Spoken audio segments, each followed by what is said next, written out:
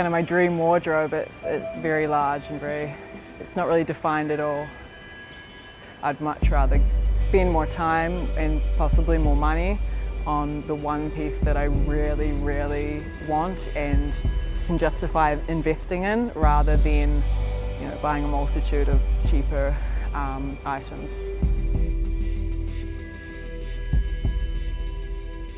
I kind of do what feels right on the day. Sometimes I can get dressed like 5 times in one day. I like getting changed. Yeah, I think if that's how I would define it, it would be like I like getting changed constantly. I would pretty much just like do dress-ups in my room if I could. Style.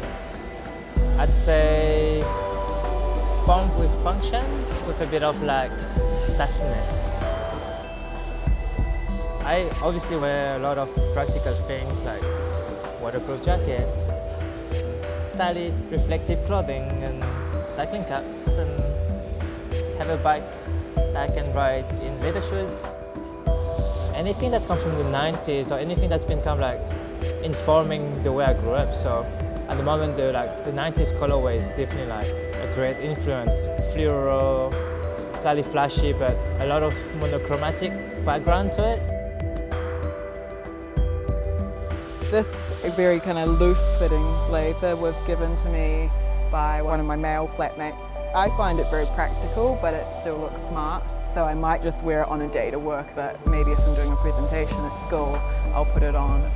The pants are kowtow. They're just a really wide leg cotton twills, so quite like stiff throughout, and you can roll them up at the ends. Zoe Buchanan, she's a New Zealand jeweller, with little manuka flowers on the end, and I just keep them in constantly.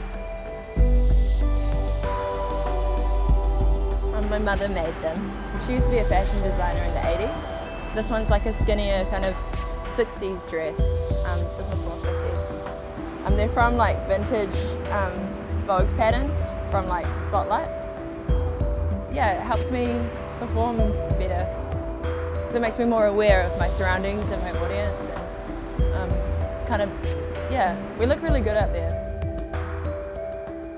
Obviously it comes from like the road racing kind of like environment but it's mainly made to like protect you from the wind and the rain when you're cycling, and lightweight enough to dry quickly. It's often worn obviously underneath a helmet, so it has to be fairly compact. The Auckland style, I would say, is quite polished. People here appreciate quite well-tailored, well-made clothes. Auckland style is growing in a more international way, and I don't think it has a particular freaking like style anymore.